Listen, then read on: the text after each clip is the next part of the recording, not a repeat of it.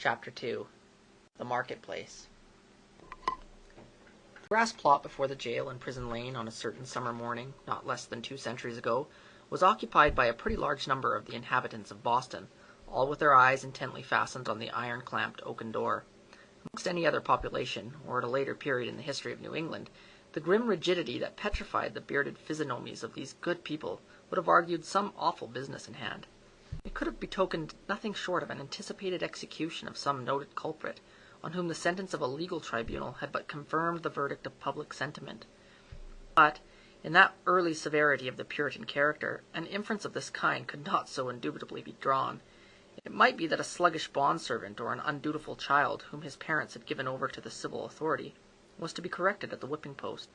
It might be that an antinomian, a Quaker, or other heterodox religionist, was to be scourged out of the town, or an idle or vagrant Indian, whom the white man's firewater had made riotous about the streets, was to be driven with stripes into the shadow of the forest. It might be, too, that a witch, like old Mistress Hibbins, the bitter-tempered widow of the magistrate, was to die upon the gallows. In either case, there was very much the same solemnity of demeanor on the part of the spectators as befitted a people among whom religion and law were almost identical, and in whose character both were so thoroughly interfused that the mildest and severest acts of public discipline were alike made venerable and awful. Meagre, indeed, and cold was the sympathy that a transgressor might look for from such bystanders at the scaffold.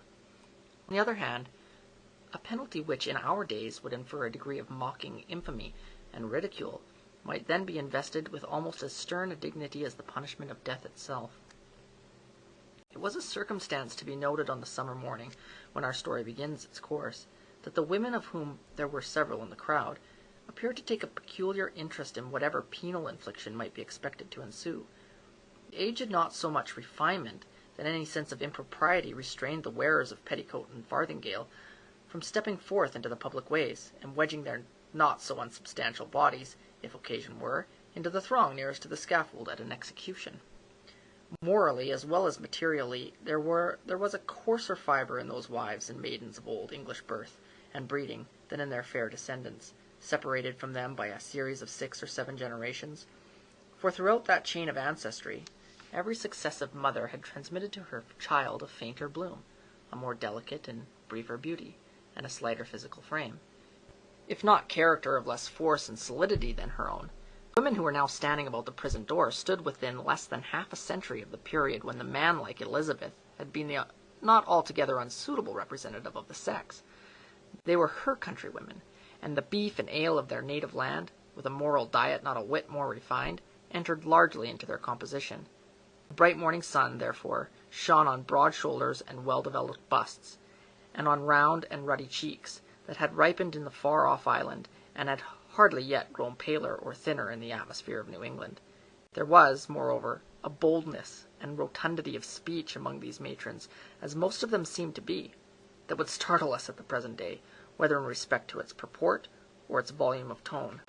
"Good wives," said a hard-featured dame of 50, "I'll tell ye a piece of my mind. It would be greatly for the public behoof if we women, being of mature age and church members in good repute, should have the handling of such a malefactress as this Hester Prynne. What think ye, gossips? If the hussy stood up for judgment for us 5, what are now here in a knot together, would she come off with such a sentence as the worshipful magistrates have awarded? Marry, I trow not." "People say," said another, "that the Reverend Master Dimmesdale, her godly pastor, takes it very grievously to heart that such a scandal should have come upon his congregation." "The magistrates are good-fearing gentlemen, but merciful overmuch, that is the truth," added a third autumnal matron. "At the very least they should have put the brand of a hot iron on Hester Prynne's forehead. Madam Hester would have winced at that, I warrant me. But she, the naughty baggage, little will she care what they put upon the bodice of her gown. Why, look you, she may cover it with a brooch, or such like heathenish adornment, and so walk the streets as brave as ever." "Ah, but," interposed more softly a young wife, holding a child by the hand, "let her cover the marks as she will, the pain of it will be always in her heart." "What do we talk of marks and brands, whether on the bodice of her gown or the flesh of her forehead?" cried another female, the ugliest as well as the most pitiless of these self-constituted judges. This woman has brought shame upon us all, and ought to die. Is there not law for it? Truly there is, both in the Scripture and the statute book. And let the magistrates who have made it of no effect thank themselves if their own wives and daughters go astray. Mercy on us, good wife, exclaimed a man in the crowd. Is there no virtue in woman, save that springs from a wholesome fear of the gallows? That is the hardest word yet. Hush now, gossips, for the lock is turning in the prison door, and here comes Mistress Prynne herself. The door of the jail being flung open, from within there appeared, in the first place, like a black shadow emerging into sunshine, the grim and grisly presence of the town beadle, with a sword by his side, and his staff of office in his hand. This personage prefigured and represented in his aspect the whole dismal severity of the Puritanic code of law, which it was his business to administer in its final and closest application to the offender. Stretching forth the official staff in his left hand, he laid his right upon the shoulder of a young woman, whom he thus drew forward, until, on the threshold of the prison door, she repelled him, by an action marked with natural dignity and force of character, and stepped into the open air as if by her own free will. She bore in her arms a child, a baby of some 3 months old, who winked and turned aside its little face from the too vivid light of day, because of its existence, heretofore, had brought its acquaintance only with the grey twilight of a dungeon, or other darksome apartment of the prison. When the young woman, the mother of this child, stood fully revealed before the crowd, it seemed to be her first impulse to clasp the infant closely to her bosom, not so much by an impulse of motherly affection, as that she might thereby conceal a certain token, which was wrought or fastened into her dress. In a moment, however, wisely judging that one token of her shame would but poorly serve to hide another, she took the baby on her arm, and with a burning blush, and yet a haughty smile, and a glance that would not be abashed, looked around at her townspeople and neighbors. On the breast of her gown, in fine red cloth, surrounded with an elaborate embroidery and fantastic flourishes of gold thread, appeared the letter A. It was so artistically done, and with so much fertility and gorgeous luxuriance of fancy, that it had all the effect of a last and fitting decoration to the apparel which she wore, and which was of a splendor in accordance with the state of the age, but greatly beyond what was allowed by the sumptuary regulations of the colony. The young woman was tall, with a figure of perfect elegance on a large scale. She had dark and abundant hair, so glossy that it threw off the sunshine with a gleam, and a face which, besides being beautiful from regularity of feature and richness of complexion, had the impressiveness belonging to a marked brow and deep black eyes. She was ladylike, too, after the manner of the feminine gentility of those days, characterized by a certain state of dignity, rather than by the delicate evanescence and indescribable grace which is now recognized as its indication. Never had Hester Prynne appeared more ladylike, in the antique interpretation of the term, than as she issued from the prison. Those who had before known her, and had expected to behold her dimmed and obscured by a disastrous cloud, were astonished, and even startled, to perceive how her beauty shone out, and made a halo of the misfortune and ignominy in which she was enveloped. It may be true that, to a sensitive observer, there was something exquisitely painful in it. Her attire, which indeed she had wrought for the occasion in prison, and had moulded much after her own fancy, seemed to express the attitude of her spirit, the desperate recklessness of her mood, by its wild and picturesque peculiarity. But the point which drew all eyes, and, as it were, transfigured the wearer, so that both men and women who had been familiarly acquainted with Hester Prynne were now impressed as if they had beheld her for the first time, was the Scarlet Letter, so fantastically embroidered and illuminated upon her bosom, it had the effect of a spell, taking her out of the ordinary relations with humanity, and enclosing her in a sphere by herself. "She hath good skill at her needle, that's certain," remarked one of her female spectators. "But did ever a woman before this brazen hussy contrive such a way of showing it? Why, gossips, what is it but to laugh in the face of our godly magistrates, and make a pride out of what they, worthy gentlemen, meant for a punishment?" "It were well," muttered the most iron-visaged of the old dames, "if we stripped Madam Hester's rich gown off her dainty shoulders, and as for the red letter, which she hath stitched so curiously, I'll bestow a rag of mine own rheumatic flannel to make a fitter one." "Oh, peace, neighbors, peace! whispered their youngest companion. "Do not let her hear you. Not a stitch in that embroidered letter, but she has felt it in her heart." The grim beadle now made a gesture with his staff. "Make way, good people, make way in the king's name," cried he. "Open a passage, and I promise ye, Mistress Payne shall be set where man, woman, and child may have a fair sight of her brave apparel from this time till an hour past meridian. A blessing on the righteous colony of the Massachusetts, where iniquity is dragged out into the sunshine. Come along, Madam Hester, and show your scarlet letter in the marketplace." A lane was forthwith opened through the crowd of spectators. Preceded by the beadle, and attended by an irregular procession of stern-browed men and unkindly visaged women, Hester Prynne set forth toward the place appointed for her punishment. A crowd of eager and curious schoolboys, understanding little of the matter in hand, except that it gave them a half-holiday, ran before her progress, turning their heads continually to stare into her face, and at the winking baby in her arms, and at the ignominious letter on her breast. It was no great distance in those days from the prison door to the marketplace. Measured by the prisoner's experience, however, it might be reckoned a journey of some length, for haughty as her demeanor was, she perchance underwent an agony from every footstep of those thronged to see her, as if her heart had been flung into the street for them all to spurn and trample upon. In our nature, however, there is a provision, alike marvelous and merciful, that the sufferer should never know the intensity of what he endures by its present torture, but chiefly by the pain that rankles afterward. With almost a serene deportment, therefore, Hester Prynne passed through this portion of her ordeal, and came to a sort of scaffold at the western extremity of the marketplace. It stood nearly beneath the eaves of Boston's earliest church, and appeared to be a fixture there. In fact, this scaffold constituted a portion of a penal machine, which now, for 2 or 3 generations past, has been merely historical and traditionary among us, but was held, in the old time, to be an effectual an agent in the promotion of good citizenship, as ever was the guillotine among the terrorists of France. It was, in short, the platform of the pillory, and above it rose the framework that the instrument of discipline, so fashioned as to confine the human head in its tight grasp, and thus hold it up to the public gaze. The very ideal of ignominy was embodied and made manifest in the contrivance of wood and iron. There can be no outrage, methinks, against our common nature, whatever be the delinquencies of the individual, no outrage more flagrant than to forbid the culprit to hide his face for shame, as it was the essence of this punishment to do. In Hester Prynne's instance, however, as not unfrequently in other cases, her sentence bore that she should stand a certain time upon the platform, but without undergoing that gripe about the neck and confinement of the head, the proneness to which was the most devilish characteristic of this ugly engine. Knowing well her part, she ascended a flight of wooden steps, and was thus displayed to the surrounding multitude, at about the height of a man's shoulders above the street.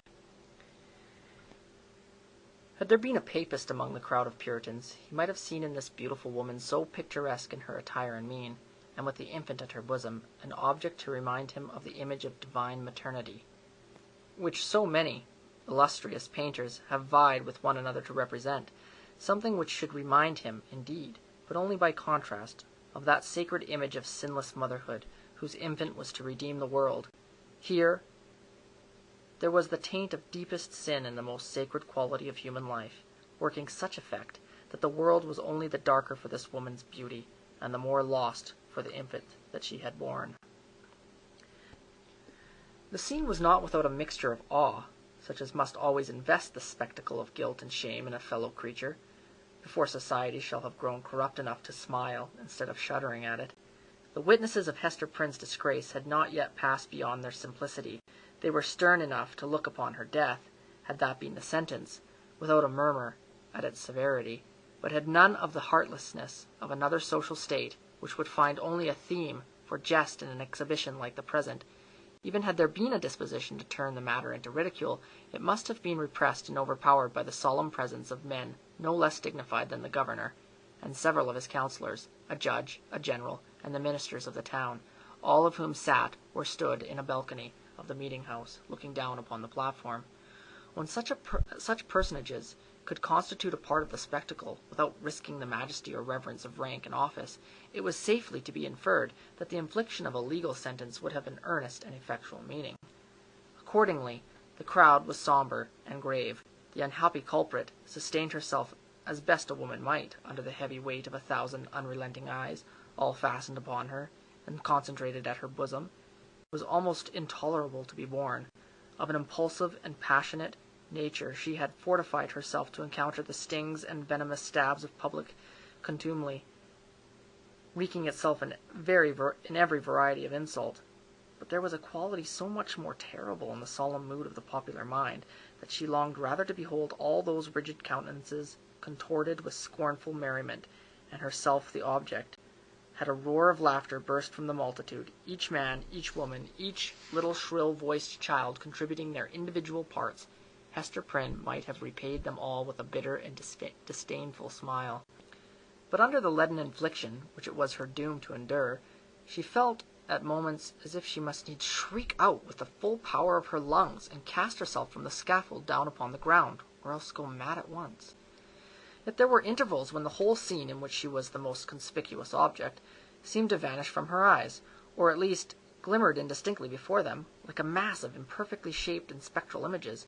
Her mind, and especially her memory, was preternaturally active, and kept bringing up other scenes than this roughly hewn street of a little town on the edge of the western wilderness, other faces than were lowering upon her from beneath the brims of those steeple-crowned hats, reminiscences, most trifling and immaterial, passages of infancy and school-days, sports, childish quarrels, and the little domestic traits of her maiden years, came swarming back upon her, intermingled with recollections of whatever was gravest in her subsequent life, one picture precisely as vivid as another, as if all were of similar importance, or all alike a play.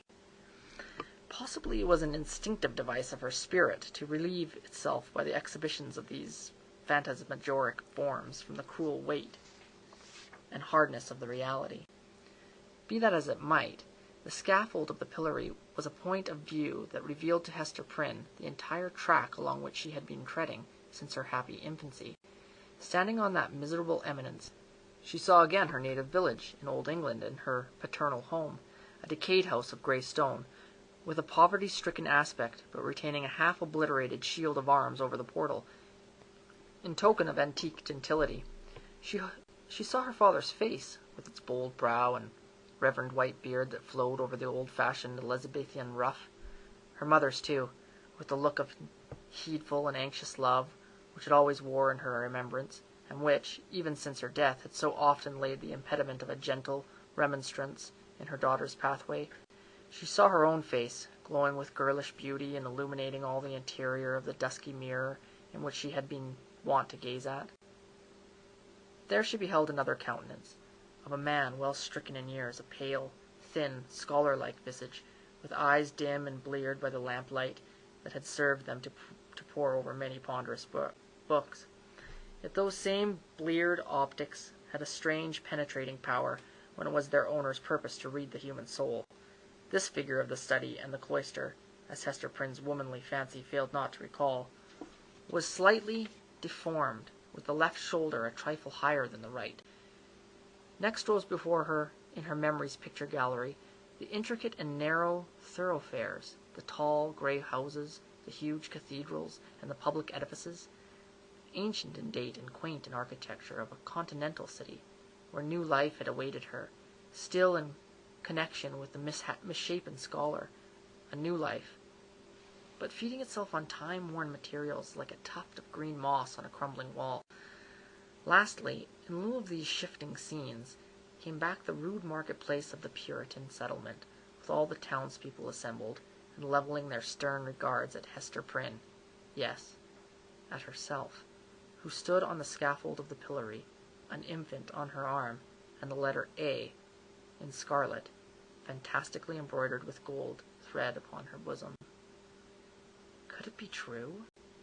She clutched the child so fiercely to her breast that it sent forth a cry. She turned her eyes downward at the scarlet letter, and even touched it with her finger, to assure herself that the infant and the shame were real. Yes, these were her realities. All else had vanished.